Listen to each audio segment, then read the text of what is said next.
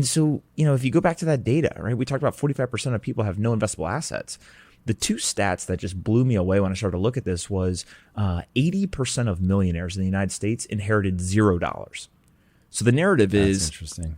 Everyone inherits wealth and it's just passed down. Well, 80% of Americans inherited nothing. 20% inherited something, 80% nothing.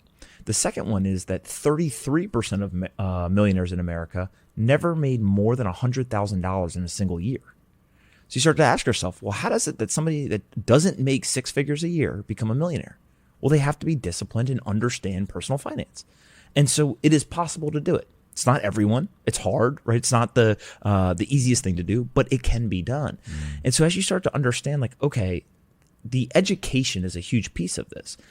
You actually see that the people who are wealthy, some of them could explain to you why they're doing things. They have a kind of a deep level and detailed knowledge of the actions they're taking and the reason for it. There's a whole other group of people who are wealthy who couldn't explain any of it to you, and they just know that their parents told them, hey, buy real estate. Real estate always goes up. But they don't understand printing of money. They don't understand quantitative easing, interest rate. None of that stuff matters. It was just, they just did the action.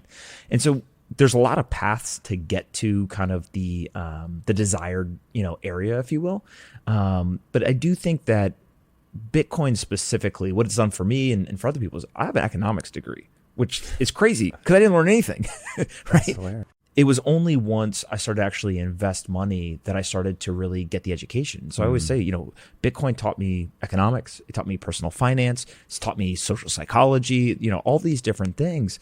But there's an element of just understanding, hey, invest. Because at this point, given the inflation and the monetary debasement, it is impossible, literally impossible in America to get a financial security position by saving.